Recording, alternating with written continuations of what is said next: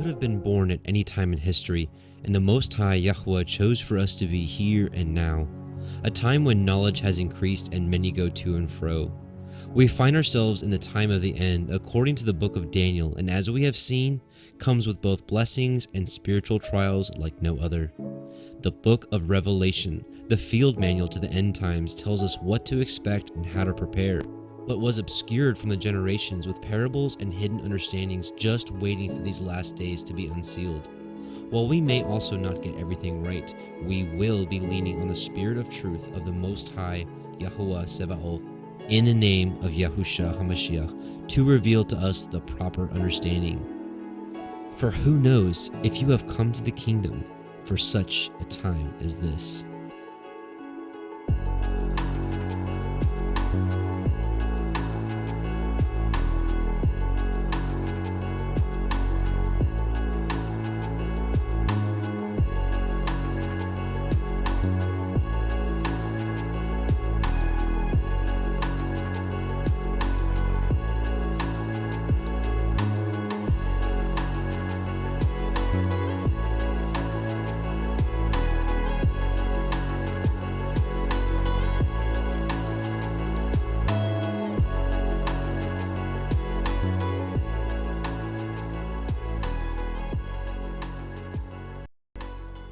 Shabbat Shalom and welcome back, brothers and sisters. Welcome to the Parable of the Vineyard YouTube live stream Revelation Decoded line by line series. My name is Adam, your host, and I welcome you.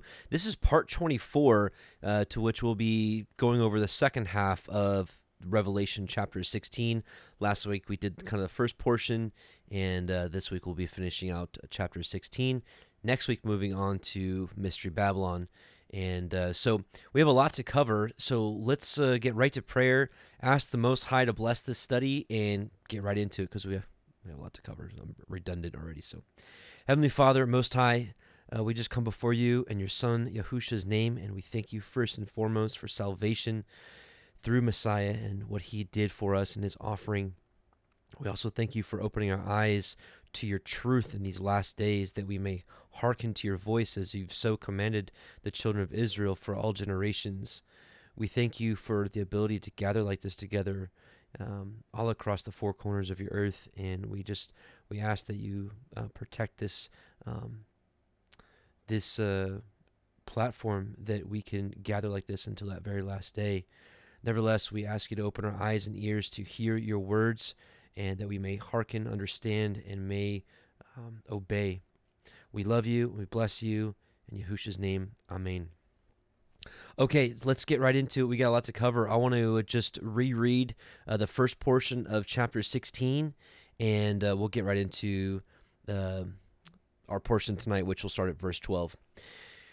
Revelation 16, we'll be reading from the CEPHER version, but we will be cross-referencing with many translations tonight. Revelation 16, I heard a great voice out of the temple saying to the seven angels, "Go your ways, and pour out the vials of the wrath of Yahuwah upon the earth." And the first went and poured out his vial upon the earth, and there fell a noisome and grievous sore upon the men which had the mark of the beast, and upon them which worshipped his image. And the second angel poured out his vial upon the sea, and it became as the blood of a dead man, and every living soul died in the sea. And the third angel poured out his vial upon the rivers and the fountains of waters, and they became blood. And I heard the angel of the waters say, "You are righteous, O Yahuwah, which are, and was, and shall be, because you have judged thus. For they have shed the blood of Kodeshim and prophets, and you have given them blood to drink, for they are worthy."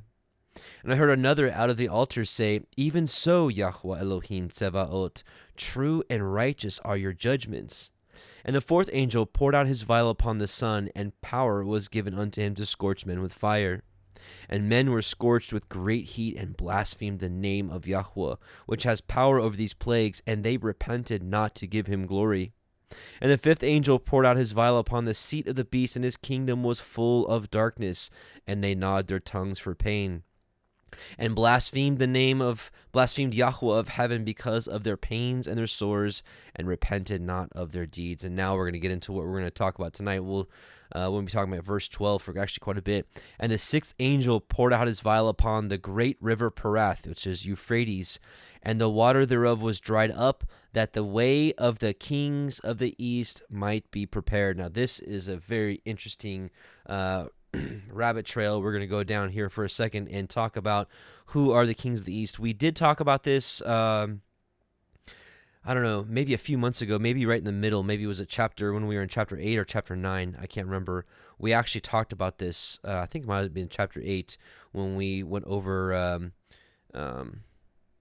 some related stuff. We talked a little bit about this. So some of you, this may be a review. For a lot of you, this may be new.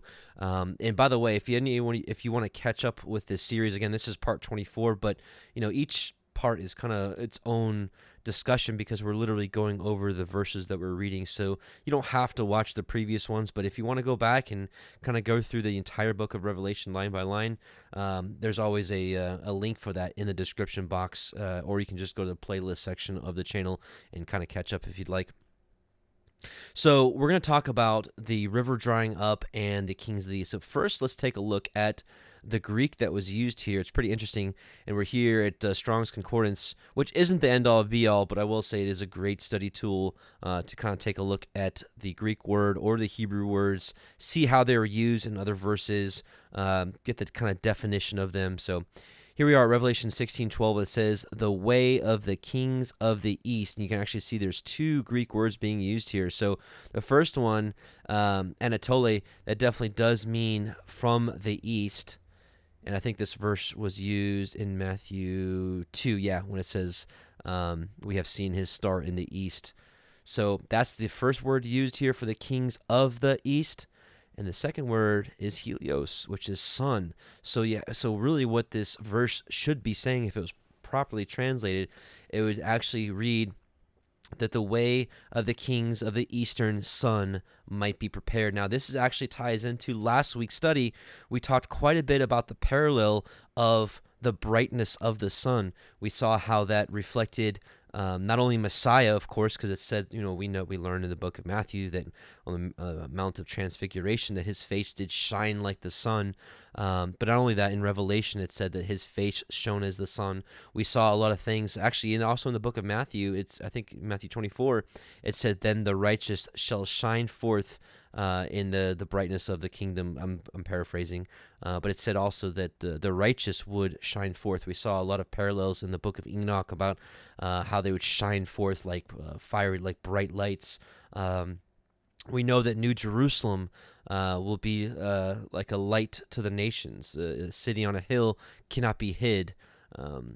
So there's a lot of parallels there with Messiah, his people. Basically, the kingdom is the bright light that'll be shining upon the earth, whilst the beast in his kingdom will be full of darkness. And we know that light is likened to the Torah and the keeping thereof, and darkness is, quite frankly, the opposite, lawless and the not keeping of the Torah thereof.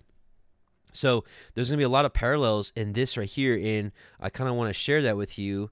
So first, we have to remember, what are we talking about here? We're talking about a river being dried up so that the way of the kings and probably the armies that follow with can cross over. So is it also one thing, actually I didn't include this in the study, but let us not forget that those who would be found righteous will be made kings and priests unto the Most High. So a couple of refreshers from last week. Revelation 1:16, and he had it in his right hand 7 stars, and out of his mouth went a sharp 2-edged sword, and his countenance was as the sun shineth in his strength. Matthew 13:43, then shall the righteous shine forth as the sun in the kingdom of their Father. Who hath ears to hear, let him hear. Revelation 12:1-2, and there appeared a great wonder in heaven, a woman clothed with the sun. So you've got New Jerusalem literally shining forth as the sun, and the moon under her feet, and upon her head a crown of 12 stars, which is the 12 tribes of Israel. And she being with child cried, travailing in birth and pain to be delivered. And she brought forth a man-child who was to rule all nations with a rod of iron, and her child was caught up unto Elohim and to his throne. We know that promise was given to Messiah and also to his righteous that hearken to his word. Revelation 25 through 27. And that which ye have already hold fast till I come, and he that overcometh and keepeth my works unto the end, to him will I give power over the nations, and he shall rule them with a rod of iron, as the vessels of a potter shall they be broken to shivers, even as I received of my Father. And Malachi 4, 1 through 4, for behold, the day cometh that shall burn as an oven, and all the proud, yea, and all that do wickedly shall be stubble, and the day that cometh shall burn them up, saith Yahuwah Sebaot, that it shall leave them neither root nor branch.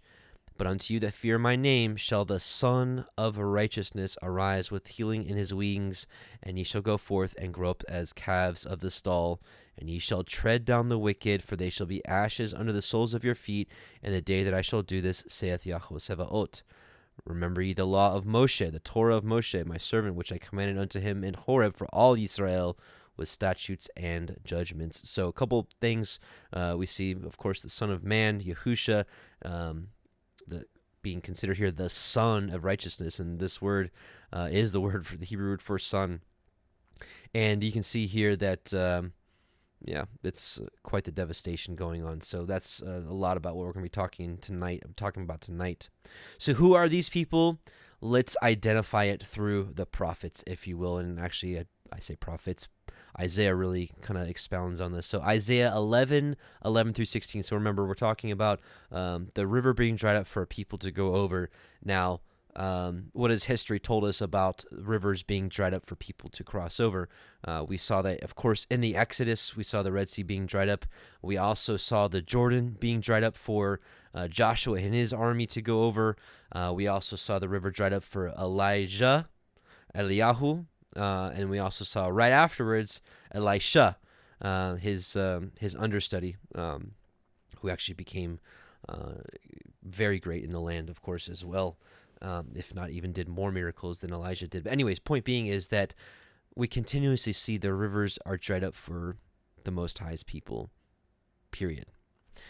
Isaiah 11 through 16, and it shall come to pass in that day that Yahuwah shall set his hand again the second time to recover the remnant of his people, which shall be left from Assyria, and from Egypt, and from Pathos, and from Cush, and from Elam, and from Shinar, and from Hamath, and from the islands of the sea. So all across the world. And he shall set up an ensign for the nations. This is a term we're going to be talking about actually a few times tonight. And for those of you that went with me line by line in the Isaiah study, we did an entire study just on this ensign, which, long story short, I believe is the 144,000. So he shall set up an ensign for the nations, and shall assemble the outcasts of Israel, and gather together the dispersed of Judah from the four corners of the earth. So here we're looking at the great regathering, as the book of Jeremiah says twice, that no more will people of the earth talk about the old Exodus. They're going to be talking about the Exodus where people came from everywhere. The envy also of Ephraim shall depart, and the adversaries of Yehudah shall be cut off. Ephraim shall not envy Yehudah, and Yehudah shall not vex Ephraim. But they shall fly upon the shoulders of the Philistines towards the west. They shall spoil them of the east together. They shall lay their hand upon Edom and upon Moab, and the children of Ammon shall obey them. And Yahuwah shall utterly destroy the tongue of the Egyptian sea, and with his mighty wind he shall shake his hand over the river, which it's called in Euphrates is called the Great River, right? Does it say that here? Yeah. Poured out his vial upon the Great River, Euphrates. So over the river, and shall smite it in the seven streams, and make men go over dry shod. And there shall be a highway for the remnant of his people, so that's what he's talking about, which shall be left from Assyria, like as it was to Israel in the day that he came up out of the land of Egypt. So here he's likening that this is like the same thing that's going to happen again, right? Isaiah 41, 1 through 5, keep silence before me, O islands, and let the people renew their strength. Let them come near, let them speak, let them come near together to judgment. Who raised up the righteous man from the east, right? This is what we're talking about here. So again, the sixth angel poured out his vial upon the river Parath, Euphrates, and the water thereof was dried up, that the way of the kings of the east might be prepared. So who raised up the righteous man from the east, calling him to his foot, gave the nations before him, and made him rule over kings? He gave them as the dust to his sword, and as driven stubble to his bow. He pursued them, he passed safely, even by the way he had not gone with his feet. Who hath wrought it and done it, calling the generations from the beginning? I, Yahuwah the first, and with the last I am he. The isles saw it, which just tells us, even just the remotest parts of the world see this. The isles saw it and feared, and the ends of the earth were afraid, drew near, and came. And just skipping a couple verses to go 8 through 16. But you, Israel, are my servant, Yaakov, whom I have chosen, the seed of Abraham, my friend, thou whom I have taken from the ends of the earth, and called thee from the chief men thereof, and said unto you, you are my servant. I have chosen you, and cast you not away. Fear thou not, for I am with you. Be not dismayed, for I am thy Elohim. I will strengthen you, yea, I will help you, yea, I will uphold you with the right hand of my righteousness. Behold, all they that were incensed against you shall be ashamed and confounded. They shall be as nothing, and they that strive with you shall perish. You shall seek them, and shall not find them. Even them that contend with you, they that war against you, shall be as nothing, and as a thing of naught. For I, Yahuwah, will hold your right hand, saying unto you, fear not, I will help you. Fear not, you worm Jacob, and ye men of Israel, I will help you, saith Yahuwah, thy Redeemer, the Holy One of Israel. Now here's the point. The way the river is being dried up, why? For the armies to pass over. It's exactly what happened on the Red Sea, because we know that the men were counted. 620,000 footmen was the army of Israel. And same thing with Joshua, the river being dried up, so that they go over and do what? Take care of business. And that's exactly what's happening here. And he's saying, behold, I will make you a new sharp threshing instrument having teeth. You shall thresh the mountains, which is there are the exalted people, the kings, the mighty, the nations, and beat them small, and shall make the hills as chaff. You shall fan them, and the wind shall carry them away, and the whirlwind shall scatter them, and you shall rejoice in Yahuwah, and shall glory in the Holy One of Israel. So as I continue to go through this, one thing to just think of, we really need to shift our fear away from what's coming on this earth. And we have to realize that we serve the orchestrator of all this. We don't need to fear the so-called elite and their plans and their one world order plans. And here's the deal. Yahuwah gives his people power to overcome the nations as they did before. So just as the people of the land spied out the land and saw the giants, and they're like, oh, we can't do this. It's just the enemy's just too big. So it's like, who cares? Who cares about this new world order? Or, them gathering all the armies together. Who cares? We serve the living Elohim. Let us learn from what happened with the 12 spies and how the evil report and the wickedness that came from that. We need to stop looking at how big the giants are, how big the New World Order is, and we just need to put our fear and our rest in the Most High, because, quite frankly, what I think the study is going to show you is those that love him, keep his commandments, and put their trust in him, wait on him, watch for him, the sword's going to be put in their hand to take care of business. That's what we're going to see right here. And this isn't like Adam's bloodthirsty, so he just can't wait to read all these scriptures. No, quite frankly, though, this is what is going to happen for those that are righteous and those that are found ready. And quite frankly, when you think about these, the fear of the people of this earth, I actually kind of feel bad for them for what's coming. But then again, when you think of all the stuff they do behind the scenes, no, I don't feel that sorry. Isaiah 41:25-27. I have raised up one from the north, and he shall come. From the rising of the sun he shall call upon my name, and he shall come upon princes as upon mortar, and as the potter treadeth the clay, who hath declared from the beginning that we may know, and before time that we may say, he is righteous. Yea, there is none that showeth, yea, there is none that declareth, yea, there is none that heareth your words. The first shall say to Zion, behold them, and I will give to Jerusalem one that brings good tidings. So obviously this is talking about Messiah coming from the rising of the sun. So this is really going in tying into last week's study and to this week's study, that this sun parallelism, it's tying into Messiah and his righteous people that are with him. Isaiah 60:1-11, this is talking all about New Jerusalem, which we've talked about before, is also synonymous with his people, because his righteous, those that will be found ready and righteous, they're like building blocks of New Jerusalem. They're like jewels that are encrusted on it. They're pillars, as Revelation 3 says inside of it. Isaiah 60:1-11, arise, shine, for thy light is come, and the glory of Yahuwah is risen upon you. For behold, the darkness shall cover the earth. And that's what we talked about last week. The kingdom of the beast shall be filled with darkness. So darkness shall cover the earth, and gross darkness the people. But Yahuwah shall rise upon you, and his glory shall be seen upon you, and the Gentiles, the nations, shall come to your light. That's right. Remember the woman clothed with the sun, this brightness. And kings to the brightness of thy rising. Lift up thine eyes round about, and see all they gather themselves together. They come to you. Thy son shall come from far, and thy daughters shall be nursed at thy side. Then you shall see and flow together, and thine heart shall fear and be enlarged, because the abundance of the sea shall be converted unto you. The forces of the nations shall come unto you. The multitude of camels shall cover you. The dromedaries of Midian and the ephah, and all they from Sheba shall come. So basically everybody. They shall bring gold and incense, right? It's the same stuff they brought Messiah Yahusha. Gold and incense, because it was frankincense, myrrh, and gold. So incense could cover both frankincense and myrrh, so interesting.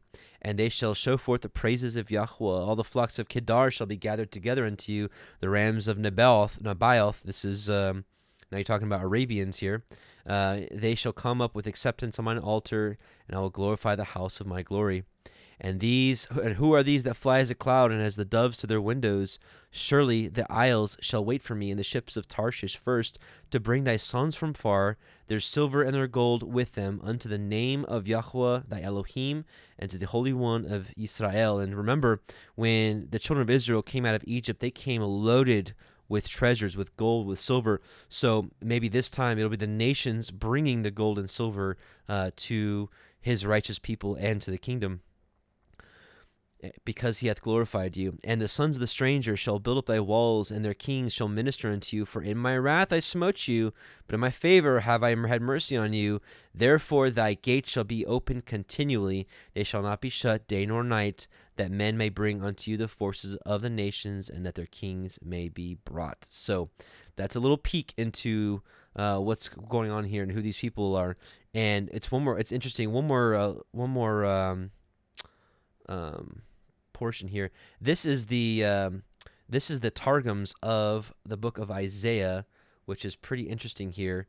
And it actually, let's go page 160.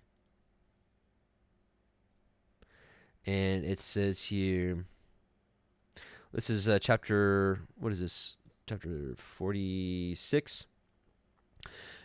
Verse 10, declaring the end from the beginning, and from ancient times the things that are not yet done, saying, my counsel shall stand, and I will do all my pleasure. Who hath promised to gather together the captivity from the east, to bring openly as a swift bird the sons of Abraham, my chosen, from a distant land? Yea, I have promised it. Yea, I will bring it to pass. I have ordained it. Yea, I will do it. So again, what are we talking about here?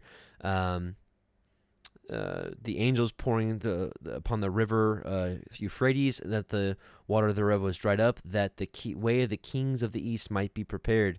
And so that's what's talking right here. So who hath promised to gather together the captivity from the east, to bring openly as a swift bird the sons of Abraham, my chosen, from a distant land? Yea, I have promised it. Yea, I will bring it to pass. I have ordained it. Yea, I will do it.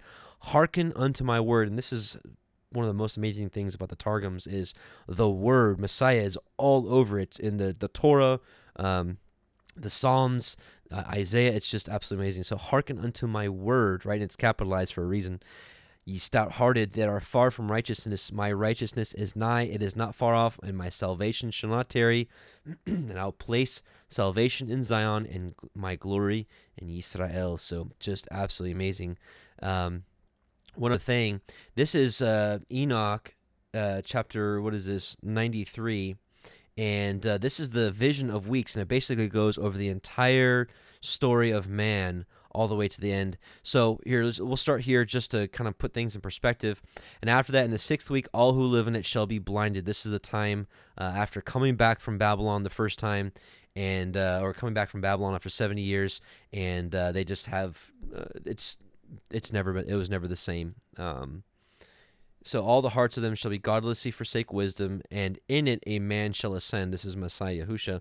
And at its close the house of dominion shall be burnt with fire. This is Jerusalem being built with fire. And the whole race of the chosen root shall be dispersed. So this is the 70 AD, the destruction of the temple, and the final scattering of Yahuwah's people. The 10 tribes had already been scattered, and the final 2.5 were scattered after that. So now here the next week. So after that, in the 7th week, shall an apostate generation arise. And I believe this is the time of the 4th beast, the time of Rome, which is pagan Rome, which morphed into the papal Rome, and which basically destroyed the Torah from the people, and just brought in a completely apostate faith, and has been ruling ever since. So, and after that, in the 7th week shall an apostate generation arise, and many shall be its deeds, and all its deeds shall be apostate. Now at its close, so at the end of the 7th week, at its close shall be elected the elect righteous of the eternal plant of righteousness. The seed of Abraham is the plant of righteousness, to receive sevenfold instruction concerning all his creation. So I'm here to say that I believe that this is exactly where we are right now. We're at the end of this apostate generation. And it said that people will be picked from the seed of Abraham to what? To receive sevenfold instruction concerning all his creation. Isn't it interesting that there is a generation rising up and hearkening to his voice like it hasn't happened in probably, 1800, 1900 years since the early church kind of died off and then Rome took over. So since then, there's probably just been a few people scattered here and there that really kept his covenant. Well, isn't it interesting these last days that he's waking a people up by the tens of thousands, maybe even hundreds of thousands of people to believe in his Messiah, his word, and to keep his commandments like it hasn't been done in so long. And isn't it interesting that for many of us, he's teaching us his biblical creation, an understanding of really what's above and really what the earth is like that we're living on, and what his and leaving the doctrines of science with and scientism, with evolution and the heliocentric theory, and really going back to what Yahuwah has taught. And so I believe that's exactly what's happening here. Now listen, I believe these people, this generation, transitions from the 7th week to the 8th week. Now listen, and after that there shall be another, the 8th week, that of righteousness, and a sword shall be given to it, that a righteous judgment shall be executed on the oppressors, and all sinners shall be delivered into the hands of the righteous, and at its close they shall acquire houses through their righteousness. And I believe that this is the many mansions that Yahusha talks about in his Father's house, which is New Jerusalem. So basically the theme of the rest of this study is going to be about the sword that is given to the righteous people that hearken and obey unto his word. Praise be to Yahuwah, who is the revealer of wisdom, and quite frankly, the only reason that I'm able to speak any of these things, and the only reason that you're even wanting to and can hearken to his truth in these last days. So he gets all the glory. Praise be to the Most High, and praise be to him through his Son, Messiah Yahusha, the Word. So let's go back to, let's go take a look at this real quick. So speaking of the river being dried up, let's take a look at this. Revelation 7:2-3. I saw another angel ascending from the east. And that's exactly what we're talking about here. The 6th angel poured out his vial upon the great river Euphrates, and the water thereof was dried up, that the way of the kings of the east might be prepared. I saw another angel ascending from the east. There's no coincidence here. Having the seal of the living Elohim, and he cried out with a loud voice to the 4 angels to whom it was given to hurt the sea, the earth and the sea, saying, hurt not the earth, neither the sea, nor the trees, till we have sealed the servants of our Elohim in their foreheads. And this is one of the many reasons why I believe those that are found righteous and have his Torah within their hearts, and basically as the Shema says, Deuteronomy 6, those that think about his commandments and do them, that it shall be that act shall be as a sign upon their hand and as frontlets between their eyes. And it says, it's no wonder it says, we have sealed the servants of our Elohim in their foreheads.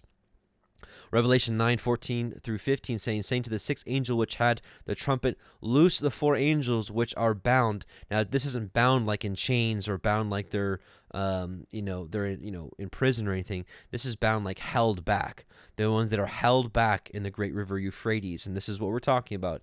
The great river Parath. Remember, the river Parath is another translation for Euphrates. And the four angels were loosed, which were prepared for an hour and a day and a month and a year for to slay the third part of men. I believe that that's what's happening here, is this river is being dried up. So again, just like the Israelites, when they crossed the river those 2 times, they went into the land and they took care of business, of course, by the guidance and the power that the Most High gave them. Micah 4:1, but in the last days it shall come to pass that the mountain of the house of Yahuwah shall be established in the top of the mountains, and it shall be exalted above the hills, and people shall flow unto it. Another New Jerusalem verse here. But getting to what I wanted to in Micah 4, verses 11-13, now also many nations are gathered against you. This is going to be a big part of the rest of this chapter 16, which is his determination is to gather the nations together to the great day of the great battle, which many know as Armageddon, Harmageddu, and we'll get to that actually a little bit later. So now many nations are gathered against you that say, let her be defiled, and let her eye look upon Zion.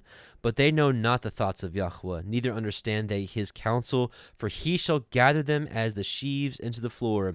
Arise and thresh, O daughter of Zion, that's his people, for I will make thine horn iron, and I will make thy hoofs brass, and thou shalt beat in pieces many people, and I will consecrate their gain unto Yahuwah, and their substance unto Yahuwah of the whole earth. Listen, Messiah came in humbleness and humility and meekness. He's coming back with ferocity. People that believe that he's coming back is some peace-loving hippie. Well, he's going to make peace through war, just like it happened before. Isaiah 41:14-16. Actually, we already read this earlier, but again, behold, I'll make you a new threshing instrument having teeth, and you shall thresh the mountains, the nations, the exalted people, and beat them small, and shall make the hills as chaff. Micah 5:7-9, and the remnant of Yaakov shall be in the midst of many people as dew from Yahuwah, as the showers upon the grass that tarrieth not for man, nor waiteth for the sons of men. And the remnant of Yaakov shall be among the nations in the midst of many people, as a lion among the beasts of the forest, as a young lion amongst the flock of sheep, who, if he go through, both treadeth down and teareth in pieces, and none can deliver. I don't know about you, brothers and sisters, but I want to be part of this army rather than the receiving end of this army. Thine hand shall be lifted up upon thine adversaries, and all thine enemies shall be cut off. Isaiah 5:26-30, and he will lift up an ensign to the nations from far. Again, I believe this is specifically talking about the 144,000. I don't remember exactly what study it was, but it was in the middle of this Revelation study that we went. It was in the Isaiah study that we went. Really in depth to this. And I will hiss unto them from the ends of the earth, and behold, they shall come with speed swiftly. None shall be weary nor stumble among them, none shall slumber nor sleep, neither shall the girdle of their loins be loosed, nor the latchet of their shoes be broken, whose arrows are sharp, and all their bows bent. Their horses' hoofs shall be counted like flint, and their wheels like a whirlwind. Their roaring shall be like a lion. They shall roar like young lions. Yea, they shall roar, and lay hold of the prey, and shall carry it away safe, and none shall deliver it. And in that day they shall roar against them like the roaring of the sea. And if one look unto the land, behold, darkness and sorrow, and the light is darkened in the heavens thereof. Isaiah 13:1-13, the burden of Babylon, which Isaiah the son of Amos did see. Lift ye up a banner, the ensign, banner, sign, upon the high mountain. That's New Jerusalem. So you got the 144,000 on top of New Jerusalem, confirmed by Revelation 14. Exalt the voice unto them, shake the hand, that they may go into the gates of the nobles. I have commanded my sanctified ones. I have also called my mighty ones from mine anger, even them that rejoice in my highness. The noise of a multitude in the mountains, like as of a great people, a tumultuous noise of the kingdoms of nations gathered together. Yahuah Sevaot mustereth the host to the battle. They come from a far country. We saw that earlier in Isaiah. From the end of heaven, even Yahuwah, and the weapons of his indignation to destroy the whole land. And I think this is talking about specifically about the Levant. Howl ye, for the day of Yahuwah is at hand. It shall come as a destruction from the Almighty. Therefore all hands be faint, and every man's heart shall melt, and they shall be afraid. Pangs and sorrows shall take hold of them. They shall be in pain as a woman that travaileth. They shall be amazed one at another. Their faces shall be as flames. Behold, the day of Yahuwah cometh, cruel, both with wrath and fierce anger, to lay the land desolate, and he shall destroy the sinners out of it, people that are living in that land right now.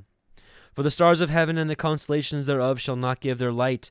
The sun shall be darkened in his going forth. Remember, we were talking about last week about the beast in his kingdom shall be full of darkness. I think maybe both spiritual and literal.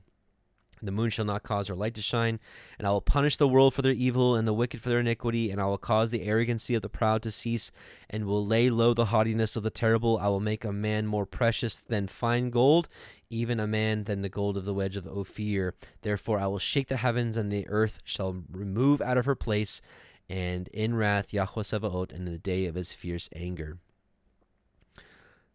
Hang on, give me 1 second.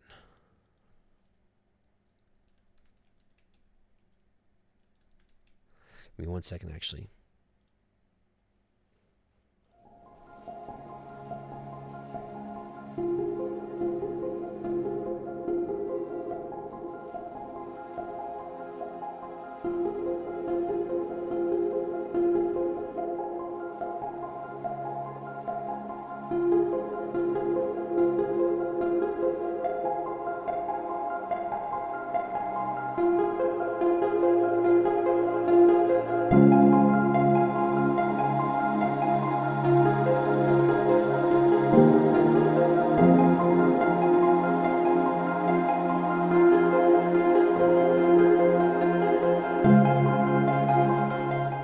Okay, my apologies. Let's get back into it. So let's take a look at Joel chapter 2, verses 1 through 16. Now you're getting some more specifics about the army. Blow ye the trumpet or shofar in Zion, and sound an alarm in my holy mountain. So New Jerusalem. Let all the inhabitants of the land tremble, for the day of Yahuwah cometh. For it is nigh at hand, a day of darkness and gloominess, a day of clouds and thick darkness, as the morning spread upon the mountains. A great people and a strong, there hath not ever been the like, neither shall there be any more after it. Do you think that Yah would give this kind of power to some other people or to his own people? Even to the years of many generations, a fire devoureth before them, and behind them a flame burneth. Right? Oops. The land is as the Garden of Eden before them, and behind them a desolate wilderness, yea, and nothing shall escape them. The appearance of them is as the appearance of horses, and of horsemen, so shall they run. Like the noise of chariots on the tops of mountains shall they leap, like the noise of a flame of fire that devoureth the stubble, as a strong people set in battle array. For their face the people shall be much pained. All faces shall gather blackness. Remember, we're talking about the beast in his kingdom shall be full of darkness. They shall run like mighty men. They shall climb the wall like men of war. And they shall march every one on his ways, and they shall not break their ranks. Neither shall one thrust another. They shall walk every one in his path. And when they fall upon the sword, they shall not be wounded. They shall run to and fro in the city. They shall run upon the wall. They shall climb up upon the houses. They shall enter in at the windows like a thief. The earth shall quake before them. We just saw that in the previous verse in Isaiah. The heavens shall tremble. The sun and the moon shall be dark, and all the stars shall withdraw their shining. And Yahuwah shall utter his voice before his army, for his camp is very great. For he is strong that executeth his word. For the day of Yahuwah is great and terrible, and who can abide it? Therefore also, now saith Yahuwah, turn ye even to me with all your heart, and with fasting, with weeping, and with mourning. And if you want to learn more about turning to him with all your heart, Deuteronomy 6 is the chapter for you. and rend your heart and not your garments, and turn unto Yahuwah your Elohim, for he is gracious and merciful, slow to anger, and of great kindness, and repenteth him of the evil. Right? Who knoweth if he will return and repent and leave a blessing behind him, even a meat offering and a drink offering unto Yahuwah your Elohim. Blow the shofar in Zion, sanctify a fast, call a solemn assembly. Praise Yah. His word is so clear. And let's see. Let's take a look at this as well. Jeremiah 50, which actually this is the one that CEPHER references, Jeremiah 50, verse 38. So we'll read that passage right now. Jeremiah 50, 28 through 40. The voice of them that flee and escape out of the land of Babylon. Right? Remember, what does Revelation say? Come out of her, my people. Come out of Babylon, that you be not partakers of her sins. And I believe the people that do come out of Babylon are people coming out of the ways of the world. Quite frankly, just to be cut to the chase, mainstream Christianity, coming out of that false religion and coming to the true religion of which is belief in Messiah Yahusha and following and walking as he walked, which is walking in obedience to the Torah, the commandments. If you're new, I would there's plenty of playlists that you can catch up really quickly. Just go to playlist section, which I think one of them says if you're new, start here. And also just go through the Torah portions with me line by line or with somebody else, or read it for yourself. But learn as you go. So the voice of them that have flee and escape out of the land of Babylon, to what? To declare in Zion the vengeance of our Elohim, the vengeance of his temple. Call together the archers against Babylon, all ye that bend the bow. Camp against it round about. Let none thereof escape. Recompense her according to her work, according to all that she hath done. Do unto her, for she hath been proud against Yahuwah, against the Holy One of Israel. Therefore shall her young men fall in the streets, and all her men of war shall be cut off in that day, saith Yahuwah. Behold, I am against you, O thou most proud, saith Yahuwah Sebaot, for thy day is come, the time that I will visit you. And the most proud shall stumble and fall, and none shall raise him up. And I will kindle a fire in his cities, and it shall devour all round about him. Thus saith Yahuwah Sebaot, the children of Israel and the children of Yehudah were oppressed together, and all that took them captives held them fast. They refused to let them go. Their Redeemer is strong. Yahuwah Sebaot is his name. He shall thoroughly plead their cause, that he may give rest to the land and disquiet the inhabitants of Babylon. A sword is upon the Chaldeans, saith Yahuwah, and upon the inhabitants of Babylon, which we're going to be talking about the identity of Babylon next week. For those of you that don't know yet, to cut to the chase, I'm saying that term a lot today. It's Jerusalem. It's always been Jerusalem and always will be Jerusalem. But we'll be solidifying that next week. And upon her princes and upon her wise men, a sword is upon the liars, and they shall dote. A sword is upon her mighty men, and they shall be dismayed. Which, by the way, also, I think it might be a kind of a dual thing. Not only is it the land of Jerusalem there for the final judgment of Jerusalem, because it's no wonder that the remnant of what used to be his people that have rejected his Messiah have been gathered together into that area. And if that area were to be destroyed, that would be his final vengeance on those people that have rejected him and rejected his Messiah. But also the people that are living in this land that's so-called a land that was founded upon the precepts of the Most High. I think this could also be like a Jerusalem per se, to where this land will be utterly annihilated as well.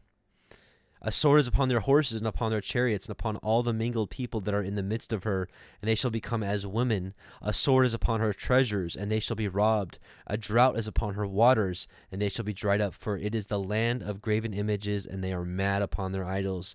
Therefore the wild beasts of the desert with the wild beasts of the islands shall dwell there, and the owls shall dwell therein, and it shall be no more inhabited forever, neither shall it be dwelt from generation to generation. Why would this happen? If you're like, oh, Adam, okay, Jerusalem, why would that not be inhabited forever? Well, because quite frankly, I believe that entire area is going to be destroyed by fire, and then once it's cleansed by fire, the New Jerusalem is going to sit down where she belongs, and that's why nobody will dwell in physical Jerusalem ever again, because it'll be replaced by New Jerusalem.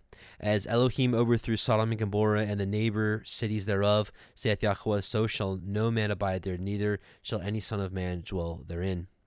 And just to finish up here with Jeremiah 50, verses 43 through 46, the king of Babylon hath heard the report of them, and his hands are waxed feeble, anguish took hold of him, and pangs as of a woman in travail. Behold, he shall come up like a lion from the swelling of Jordan unto the habitations of the strong, but I will make them suddenly run away from her. And who is a chosen man that I may appoint over her? Notice, like, they're coming from the river, right? The dried up river. For who is like me, and who will appoint me the time? And who is that shepherd that will stand before me? Therefore hear ye the counsel of Yahuwah, that he taketh against Babylon, and his purposes, that he hath purpose against the land of the Chaldeans. Surely the least of the flock shall draw them out. Surely he shall make their habitations desolate with them. At the noise of the taking of Babylon, the earth is moved, and the cry is heard among the nations. We just saw this in Isaiah 13, that when this happens, when this army comes out, that the nations are going to shake, the earth is going to shake, and everybody's going to be scared out of their minds. Okay, we're going to talk more about this topic here in a second, but let's read Revelation 16, 13 through 14. And I saw 3 unclean ruachot, that's spirits, like frogs, come out of the mouth of the dragon, and out of the mouth of the beast, and out of the mouth of the false prophet. For they are the spirits, the ruachot of devils, working miracles, which go forth unto the kings of the earth and the whole world to gather them to the battle of that great day of Yahuwah Sevaot. So let's talk about this. Was actually prophesied to happen, right? These spirits of devils working miracles, which go unto the kings of the earth, right? So it is Enoch chapter, 56? And it's right here. And in those days the angels shall return and hurl themselves to the east upon the Parthians and the Medes, and they shall stir up the kings, so that a spirit of unrest shall come upon them, right? So this is the spirits of devils working. And they shall rouse them from their thrones, that they might break forth as lions from their lairs, and as hungry wolves among their flocks. And they shall go up and tread under foot the land of his elect ones, and the land of his elect shall be before them a threshing floor and a highway. But the city of my righteous shall be a hindrance to their horses. So this is the other look that you can see for this as well, because once New Jerusalem sits down, the kings of the world essentially are going to gather against her, which we're going to see at the end of this chapter. But let's take a closer look at these frogs here. Exodus 8, 1 through 7, and as we saw last week, there's a lot of parallels with the plagues of Egypt, and it's going to happen again. Afterward, Yahuwah said unto Moshe, Go unto Pharaoh, and tell him, Thus saith Yahuwah, Let my people go, that they may serve me. And if thou wilt not let them go, behold, I will smite all thy country with frogs. And the river shall crawl full of frogs, which shall go up and come into thine house, and into thy chamber where thou sleepest, and upon thy bed, and into the house of thy servants, and upon thy people, and into thy ovens, and into thy kneading troughs. Yea, the frogs shall climb upon you, and on thy people, and upon all thy servants. Also Yahuwah said to Moshe, Say thou unto Aharon, Stretch out thine hand with thy rod upon the streams, upon the rivers, and upon the ponds, and cause frogs to come upon the whole land of Egypt. Then Aharon stretched out his hand upon the waters of Egypt, and the frogs came up and covered the land of Egypt. And their sorcerers did likewise with their sorceries, and brought up frogs upon the land of Egypt. So we can see here that evil people, that the wicked enchanters or magicians, if you will, they were able to duplicate this. So this is a miracle that the evil people will be allowed to do. The evil people, the wicked would be allowed to do, and so that's exactly what we see here. You see the unclean spirits like frogs coming out of the mouth of these 3, and they're working miracles. So you can see here they'll be able to work counterfeit miracles, just like the magicians for Pharaoh that kept him hardening his heart and not allowing him to repent. Well, the Most High, did that as well. Actually, what am I doing here? Okay, Revelation 13, 12 through 15. And he did all that the first beast could do before him, and he caused the earth and them that dwell therein to worship the first beast, whose deadly wound was healed. And he did great wonders, right? Great signs, miracles, so that he made fire come down from heaven on the earth in the sight of men, and deceived them that dwell on the earth by the signs which were permitted for him to do in the sight of the beast, saying to them that dwell on the earth that they should make the image of the beast which had the wound of the sword and did live. and it was permitted to him to give a spirit unto the image of the beast, so that the image of the beast should both speak and should cause as many as would not worship the image of the beast should be killed. So anyways, point being here is that there will be counterfeit signs will be allowed for the deceiving of the people that did not have Messiah and the Torah within their hearts. Let's take a look at one more interesting little piece here. This is, well, it's not pulling up. Maybe it's not. Maybe we're not supposed to read it then. It was just a little thing, a snippet in the book of Jasher, which basically just said that the frogs, like literally, were like were inside people's bellies and stuff. So, but it did say in Revelation that these frogs, the spirits like frogs, came out of the mouth. So, pretty interesting. Well, I guess we'll just skip it because that's not working. So. I believe that we've said this many times. I believe we're living in a time where the angels have returned and have gone to the kings of the earth and are have given wicked counsel, but this is all the plan of the Most High. What is it? Revelation 17:17 basically says that the Most High has put all these plans in all the enemies' hearts, so that to fulfill His will and to agree and to give their kings unto the beast, and quite frankly, so that the beast can gather the kings of the earth together to this great day, which we're going to read about here in a second. Actually, verse 16, which says He gathered them together into the place called Harmageddo, or what most people know as Armageddon. Steve Mutri has got an interesting take on this, but we'll talk about that in a second. So let's look at verse 15. I'm sorry, the second part of this, to gather, which go forth unto the kings of the earth and of the whole world, to gather them to the battle of that great day of Yahuwah Sebaot. So verse 14 and 16 go hand in hand, so we'll revisit this in a second. Let's pause, though, in between and go to verse 15, which says, Behold, I come as a thief. Blessed is he that watches and guards his garments, lest he walk naked and they see his shame. So this is a big one, and this is something really, this is quite frankly the most important part of this series, this study, because it really doesn't matter what all these other pieces are, because if you're not ready, you're going to be on the wrong side of things, and it doesn't matter what you think you know, because if you don't know this part, what it means to watch and to guard your garments, well, I think we're missing really the overarching point of what all this really means. So let's take a look at this, and first let's take a look at the word here that was used to watch.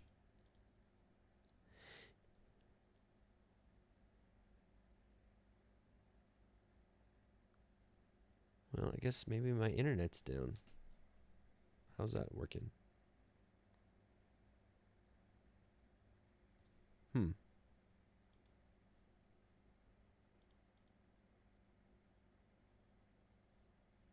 right, give me just a second here. Oh, here we go. Okay. All right, let's take a look at this.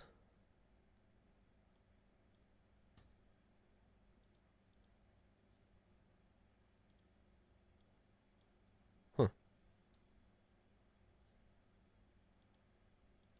Why isn't that working?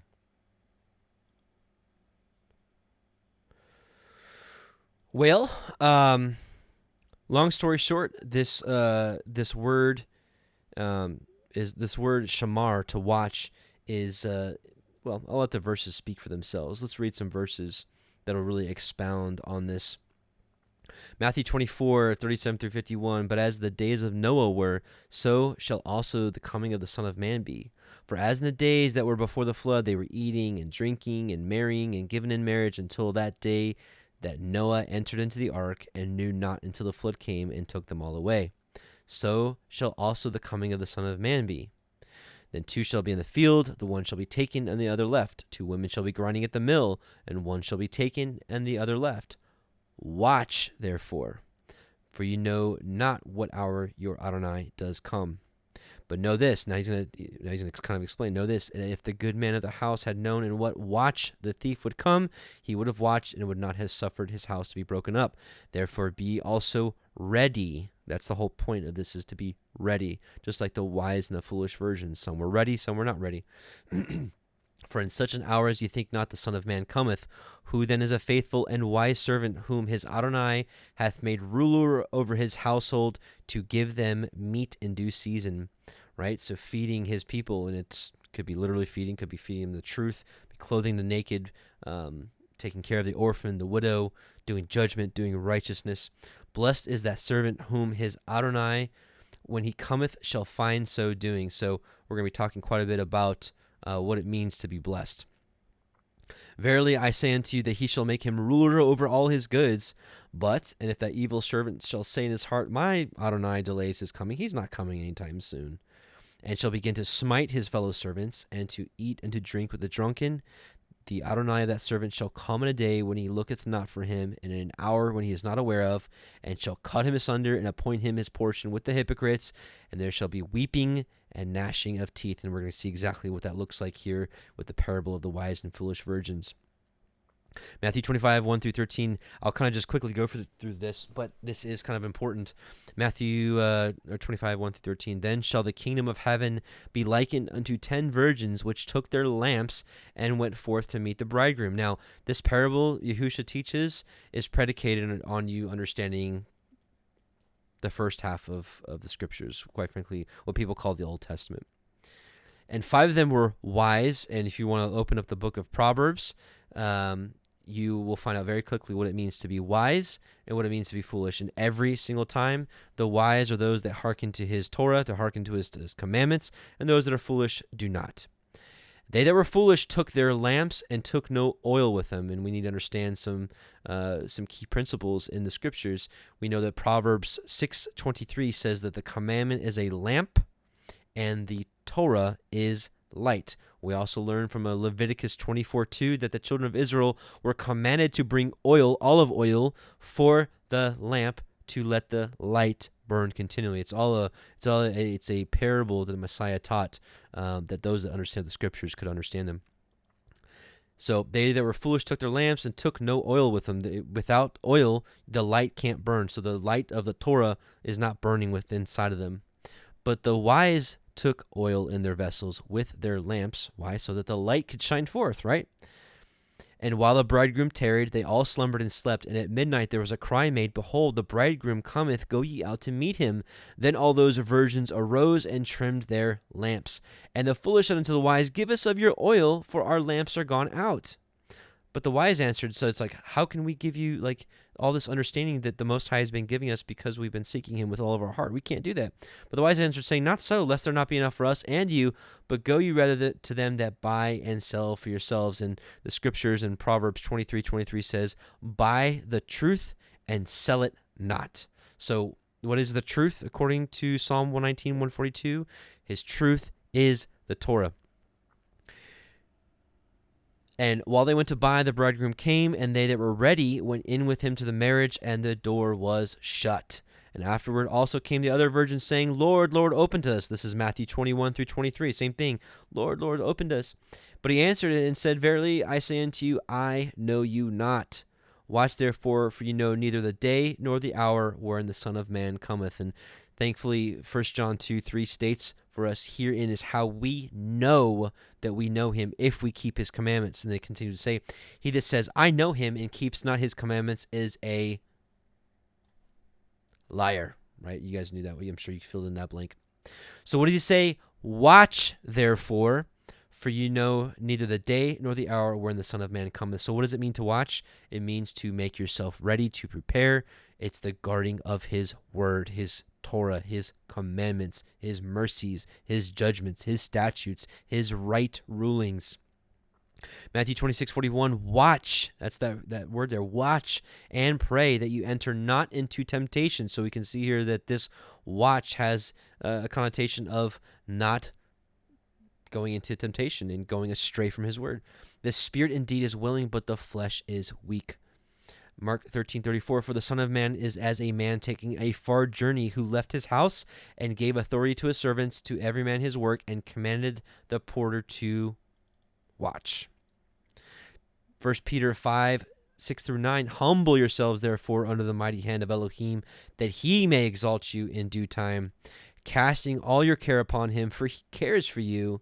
Now what? Be sober, which this is like a readiness of mind. Most of us will think, okay, just don't be drunk. Great advice. We should not be drunken. But really, it's a sober-minded. It's like an alertness, being alert, being ready, being clear-headed. Be sober. Be vigilant. That's actually this same word for this Greek word that's used. Actually, the Greek word that's used, they just translated it as vigilant here. So be watchful, because your adversary, the devil, as a roaring lion, walketh about, seeking whom he may devour. Whom resist steadfast in the faith, knowing that the same afflictions are accomplished in your brethren that are in the world. Revelation 2:2-3. Be watchful, right? And so the Hebrew word here is shamar. This is one of the words used for watching, and same with natsar. We'll actually talk about that in a second.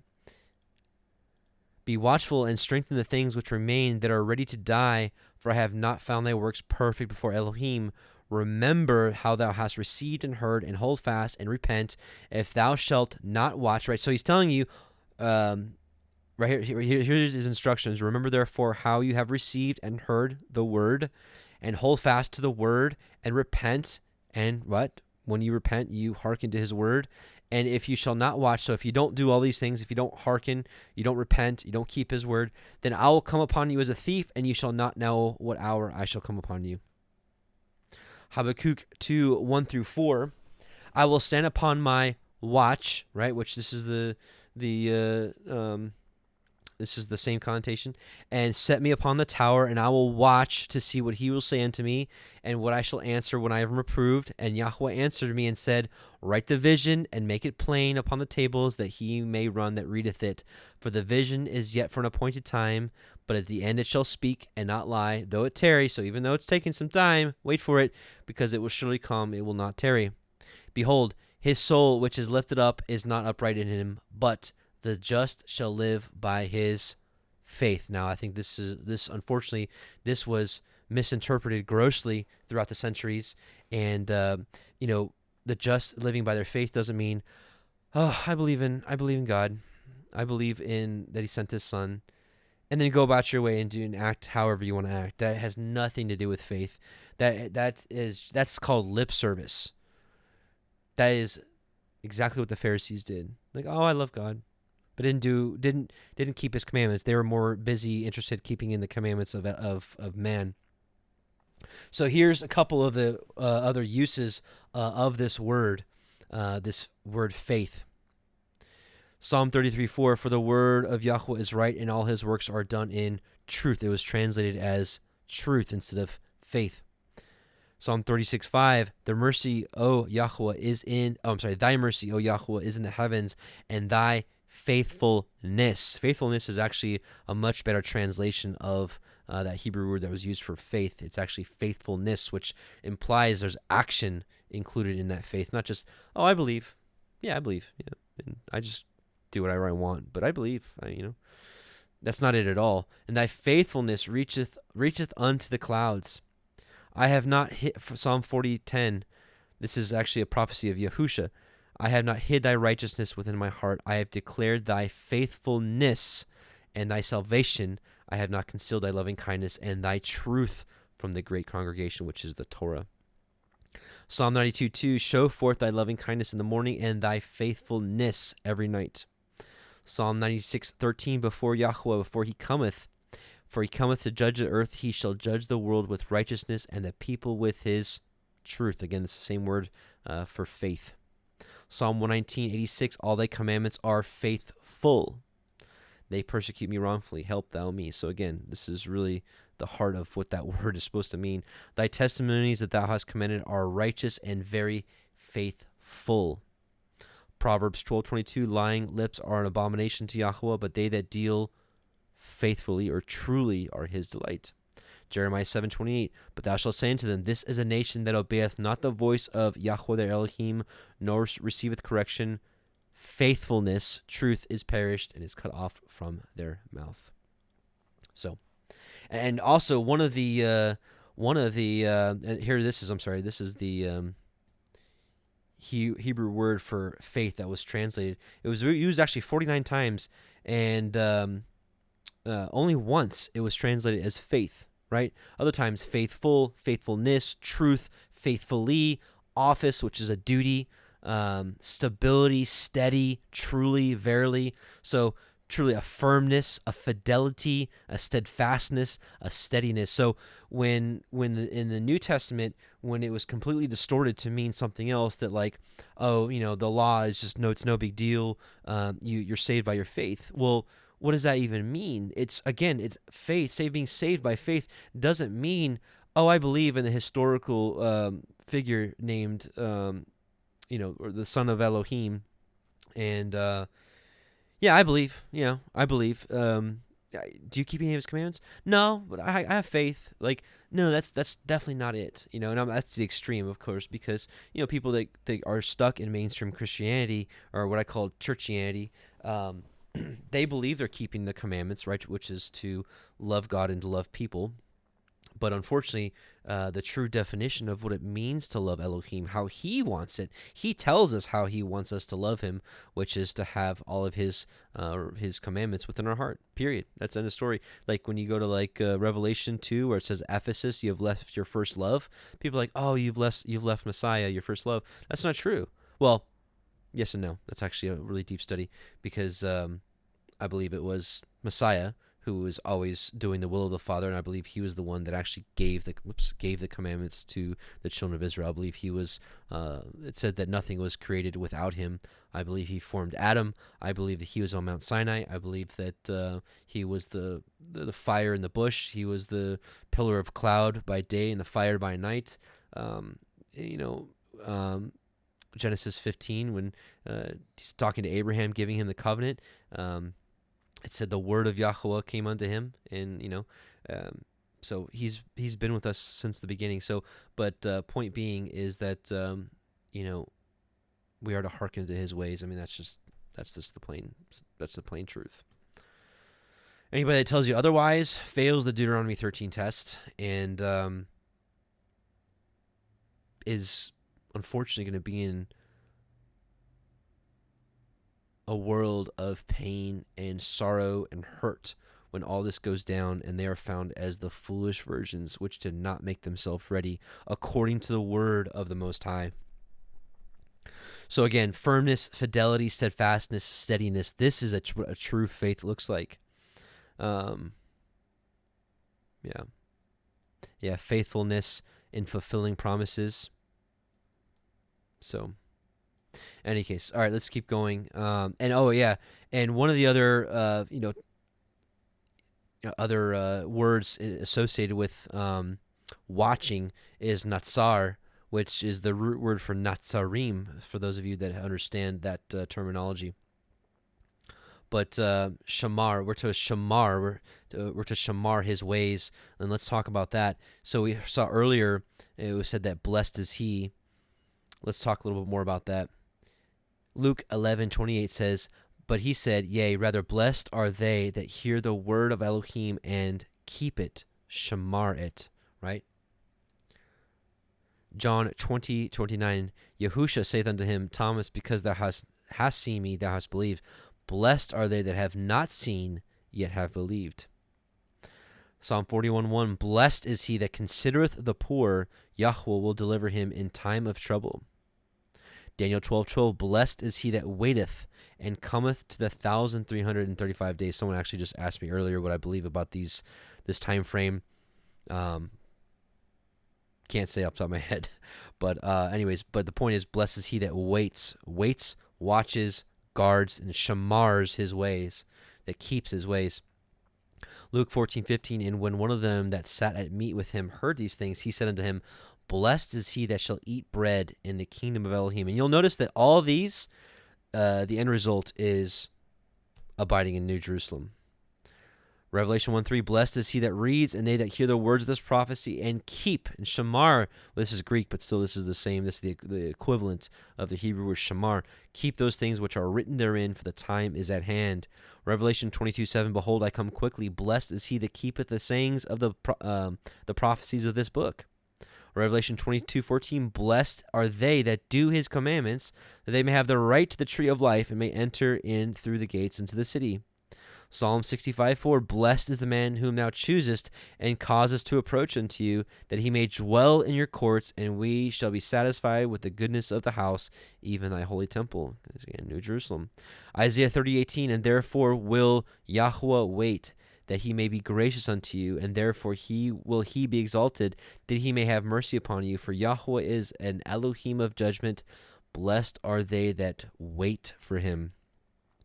Matthew 24:45-47, who then is a faithful and wise servant, whom his Adonai hath made ruler over his household, to give them meat into his due season? Blessed is that servant whom his Adonai, when he cometh, shall find so doing. Verily I say unto you, that he shall make him ruler over all his goods. You make him a king, right? Makes kings and priests. James 1:12, blessed is the man that endureth temptation, for when he is tried, he shall receive the crown of life, which Yahuwah has promised to them that love him. And right, we're talking about that. How do we love him? We don't just say, oh, I just love you so much, and I'm just going to go about my life how I want to go about it. It doesn't work like that. Psalm 106:3, blessed are they that keep judgment, and he that doeth righteousness at all times. Self-explanatory. Psalm 119:2, blessed are they that keep, that shamar, his testimonies, and that seek him with the whole heart. Again, it's all about the Shema, right? To love Yahuwah with all of our heart, soul, and mind. And how do we do that? By keeping his commandments. It's simple, very simple. Psalm 84:4, blessed are all they that dwell in thy house. They will be still praising you. I don't know about you, but I want to dwell in his house. I want to be blessed. It's time to keep his commandments. Proverbs 8:32, now therefore hearken unto me, O ye children. Blessed are they that shamar my ways, that keep my ways. Matthew 5:3-12, this is the Beatitudes. Blessed are the poor in spirit, for theirs is what? The kingdom of heaven. That's all. It's always leading to that. Blessed are they that mourn, for they shall be comforted in New Jerusalem. Isaiah 66, right? You should be comforted in New Jerusalem. As a mother comforts its child, I shall comfort you in New Jerusalem, as he says in Isaiah. Blessed are the meek, for they shall inherit the earth. Why? Because they'll be reigning from New Jerusalem. Blessed are they which do hunger and thirst after righteousness, after the Torah, for they shall be filled with the Torah in their heart. Blessed are the merciful, for they shall obtain mercy, right? Mercy will be found within the walls of New Jerusalem. Blessed are the pure in heart, for what? They shall see Elohim, right? And we know that those that are found within the walls shall see him.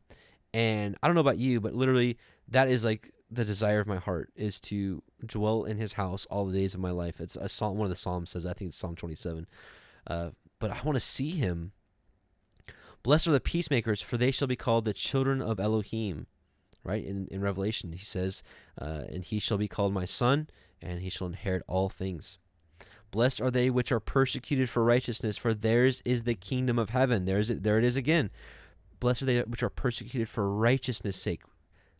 Righteousness, Psalm 119:142, thy righteousness is an everlasting righteousness, and thy Torah is the truth. Brothers and sisters, if you haven't noticed yet, the Torah is the end goal. It is the honeypot. This is what we've been waiting for our entire lives. This is what, this is the treasure chest, if you haven't noticed yet.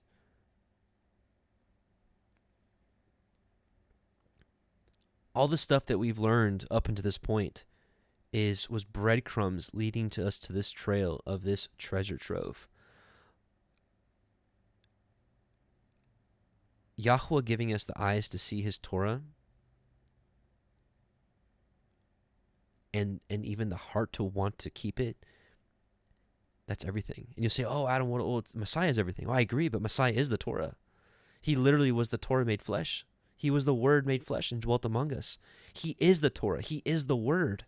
So when you love the Torah, you are loving the Word. You are loving Messiah Yahusha. You know, when people say, oh, you're focusing on the law too much, you need to focus on Jesus. Well, we focus on Yahusha, and by doing so, we focus on the Torah, because he is the express image of Elohim. The Torah is his ways. It's his expression of his character. It's his character revealed. Blessed are they which are persecuted for, might as well say, the Torah's sake, for theirs is the kingdom of heaven. If any of you suffer any persecution in any measure, count yourself blessed. Blessed are you when men shall revile you and persecute you, and shall say all manner of evil against you falsely for my sake. Who is his sake? Who is for what is for Yahusha's sake? He's the Word. So if someone's like mocking you because you want to eat biblically clean, or because you want to take the Sabbath off, or you want to take the festival days off, the 7 feast days of the Most High, or you got these strings hanging from your pants, right? People are like, why? Like, what are you, Jew? What are you going? Are you putting yourself back under the law? You putting yourself back under the schoolmaster? What are you keeping the Torah? Then Christ has died in vain. Nah. It's all foolishness. All of it. What is it you should say when that kind of stuff happens to you? I've heard from some of you. Some of you have lost your children. You've lost your marriages. Some of you have lost your jobs over it. Some of you have lost your family, like your parents, your cousins, your aunts, your uncles, your grandparents. They want nothing to do with you because you might as well be a person that practices witchcraft in their eyes, right? They think this is evil. Woe to them that call evil, or call what's good evil and evil good. Rejoice and be exceeding glad, says Yahusha, for great is your reward in heaven, which the kingdom of heaven is New Jerusalem, for so persecuted they the prophets which were before you. Hallelujah. Revelation 20, verse 6, blessed and holy is he that hath part in the first resurrection. On such the second death hath no power, but they shall be what? Priests of Elohim and of Mashiach, and shall reign as kings with him 1,000 years. Revelation 19:9, and he saith, blessed are they which are called unto the marriage supper of the Lamb. And he saith unto me, these are the true sayings of Elohim.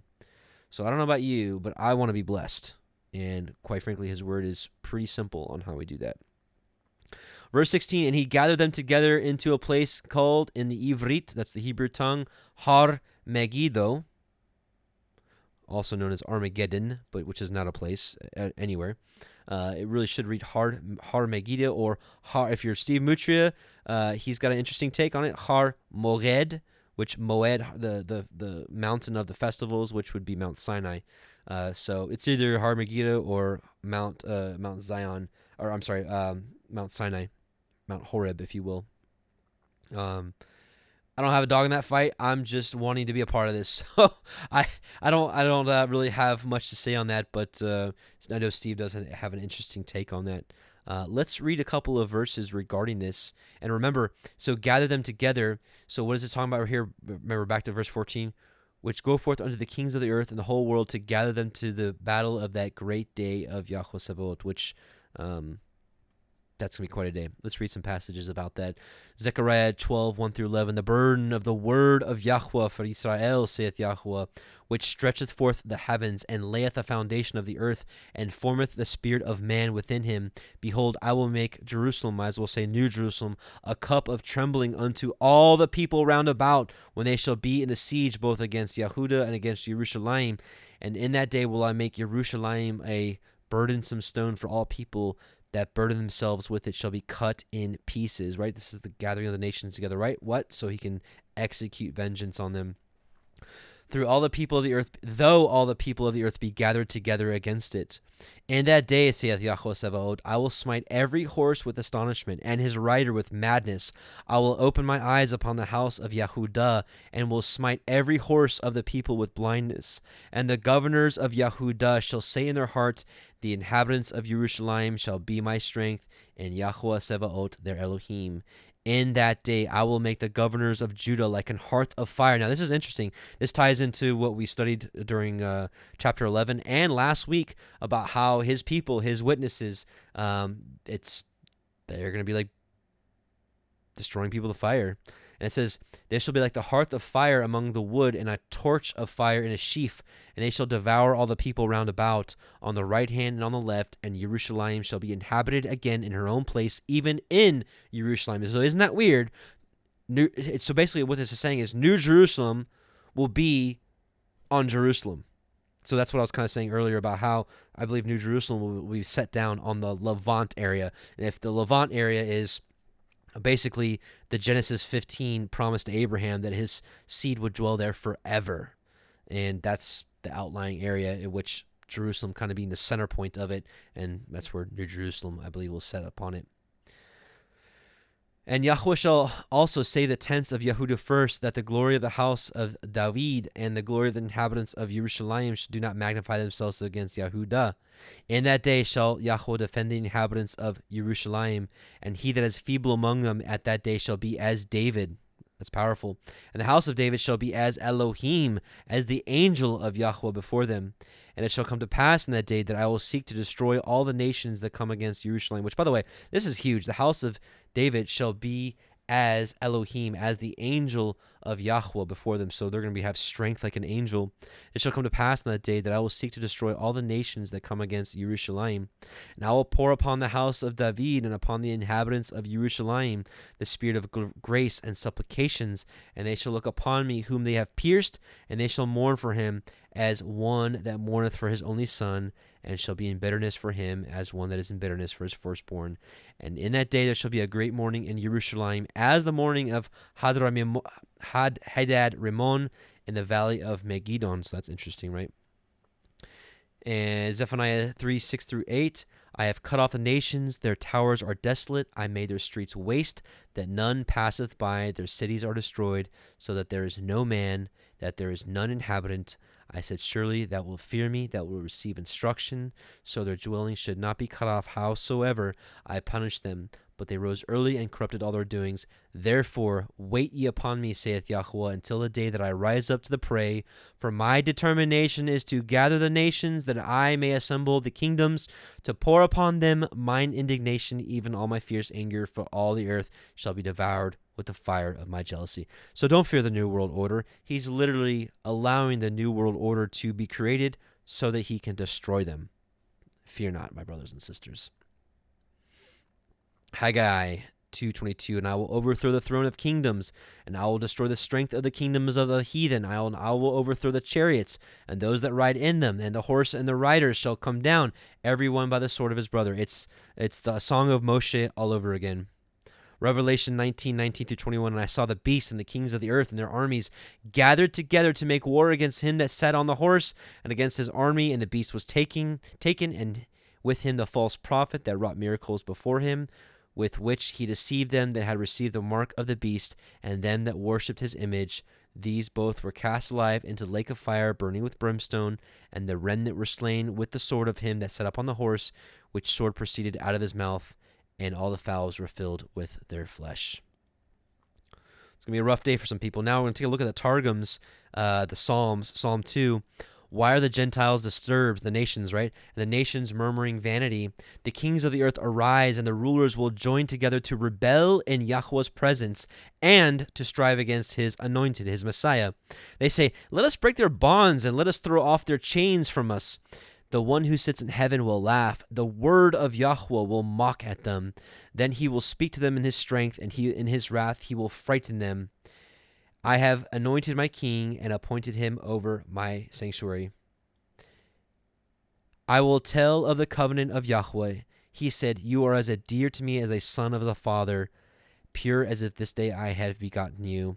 Ask of me, and I will give you the riches of the nations as your inheritance, the rulers of the ends of the earth as your holding. Let's go actually now also to Psalm 48. This is a little clearer. Yep, here we go. So imagine New Jerusalem comes down. It's a bright, shining light. People are afraid out of their minds. Here we go. Psalm 48, a song and a psalm by the sons of Korah. Great is Yahuwah and very praiseworthy in Jerusalem, New Jerusalem, the city of our Elohim, and on the mount of his sanctuary. Beautiful as a bridegroom, the joy of all the inhabitants of the earth, Mount Zion on the north side, the city of the great king. Yahuwah is in its palaces. It is known for strength. For behold, the kings have joined forces. There's your New World Order. They have passed by together. They have seen. So they were amazed at the miracles and wonders. They were astonished. Yea, they fled. Trembling seized them. Their agitation like a woman giving birth. With an east wind strong as fire from the presence of Yahuwah. You will shatter the ships of Tarshish. The children of Israel will say, just as we have heard, so we have seen in the city of Yahuwah Sebaot, in the city of our Elohim. Yahuwah will establish it forever and ever. Make us worthy, O Yahuwah, of your goodness in the midst of your temple. As your name, O Yahuwah, so is your praise to the ends of the earth. Your right hand is full of generosity. Let Mount Zion rejoice. Let the assemblies of the house of Yehudah rejoice with psalms because of your judgments. Surround Zion. Let them rejoice and encircle her. Number her towers. Set your mind on her throngs above, even on her citadels, that you may tell it to another generation. For this, Yahuwah, he is our Elohim. His presence is in the midst, and his dwelling is in heaven forever and ever, and he will guide us in the days of our youth. So praise be to the Most High for that. And we got one more section here.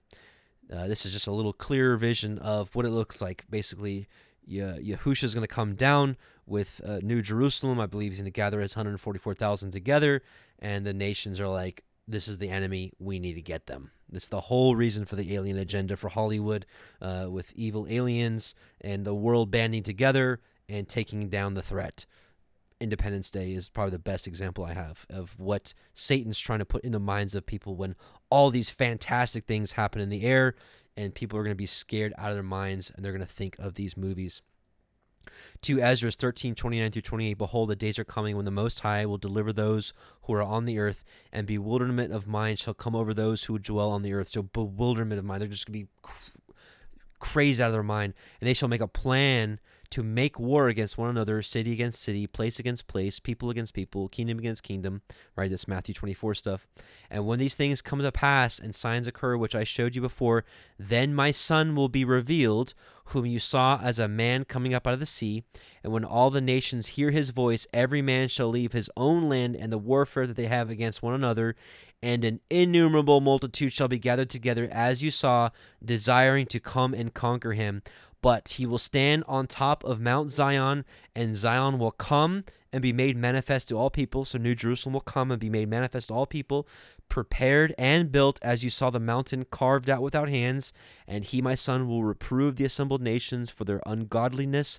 This was symbolized by the storm, and will reproach them to their face with their evil thoughts and the torments with which they are to be tortured, which were symbolized by the flames, and will destroy them without effort by the Torah, which was symbolized by the fire. So, brothers and sisters, what's the moral of the story tonight? Well, we should fear Yah and keep his commandments, because as Ecclesiastes says, this is the whole duty of man. So, brothers and sisters, I pray this was a blessing for you. Maybe you gleaned something new. Maybe you didn't. Maybe I challenged some of the things that you currently hold as truth.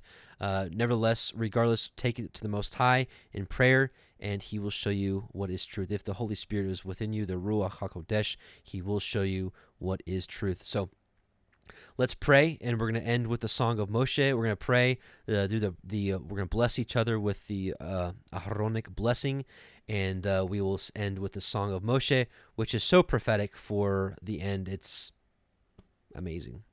So, Heavenly Father, Yahuwah Most High, we just thank you for this time together in your word. We pray that you continue to open our eyes and ears to your truth, that we may understand and we may obey your word and be found as the wise virgins. We want to be found faithful, watchful, and just ready as the wise virgins are that will go in with Yahusha. We bless you, we thank you, and we just ask you to bless us and our families, our households, that we may do what is right in your sight. We love you, and we're waiting for you, as the scriptures say. We send you a multitude of hallelujahs, but certainly a feeble attempt at what you are deserving of. We love you. Amen and hallelujah. Yevarechecha Yahuwah ve'yishmerecha Ya'er Yahuwah panav elecha v'chuneka Yiseh Yahuwah panav elecha ve'yasem lecha shalom. Yahuwah bless you and keep you. Yahuwah make his face shine upon you and be gracious unto you. Yahuwah lift up his countenance upon you and give you peace. Shalom. Shabbat shalom, brothers and sisters. We'll see you in the Torah portions shortly. Shalom.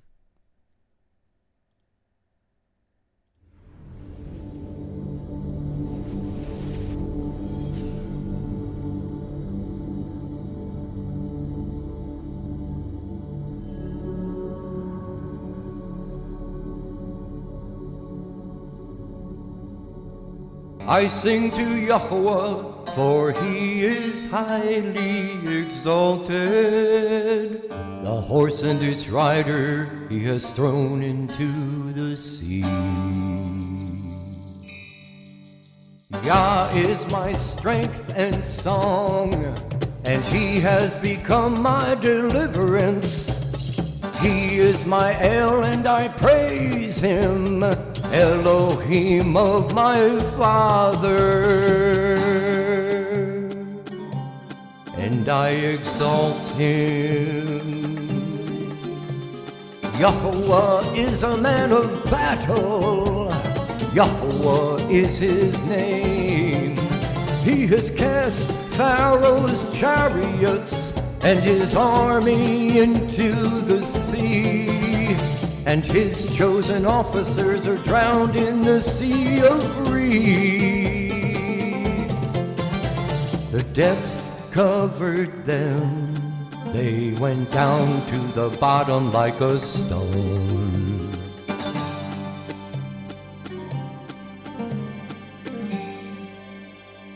Your right hand, O Yahuwah, has become great in power. Your right hand, O Yahuwah, has crushed the enemy. And in the greatness of your excellence, you pulled down those who rose up against you.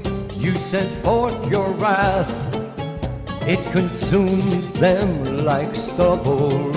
And with the wind of your nostrils, the waters were heaped up. The floods stood like a wall, the depths became stiff in the heart of the sea. The enemy said, I pursue, I overtake, I divide the spoil, my being is satisfied on them. I draw out my sword, my hand destroys them. You blew with your wind, the sea covered them, they sank like lead in the mighty waters. Who is like you, O Yahuwah, among the mighty ones? Who is like you, great in Kodeshah, awesome in praises, working wonders? You stretched out your right hand, the earth swallowed them.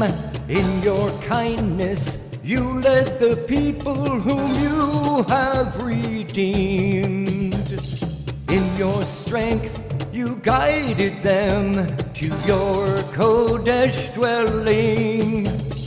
Peoples heard, they trembled, anguish gripped the inhabitants of Pelasheth. Then the chiefs of Edom were troubled, the mighty men of Moab. Trembling grips them, all the inhabitants of Canaan melted. Fear and dread fell on them by the greatness of your arm. They are as silent as a stone. Until your people pass over, O Yahuwah. Until the people whom you have bought pass over. You bring them in and plant them in the mountain of your inheritance, in the place, O Yahuwah, which you have made for your own dwelling, the Mikdash, O Yahuwah, which which your hands have prepared. Yahuwah reigns forever and ever.